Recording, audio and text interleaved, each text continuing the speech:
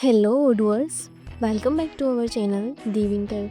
Today we will see how to send email notification when activity is created, added, cancelled and done. So let's see about that, how to work it.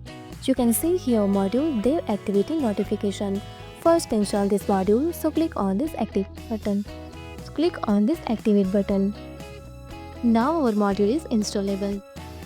First go to settings, go to activities and see here this option send when create, done, modified and cancel. First allow this. Let's see. Now go to style save, go to any order and now create activity. Summary to do, due date and assign as admin. Let's see. So see here this activity is now created. Now go to emails and see here this mail for create activity.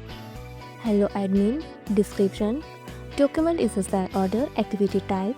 Now I want to edit this and set here email. Let's save. Again go to emails and see here this mail for modify.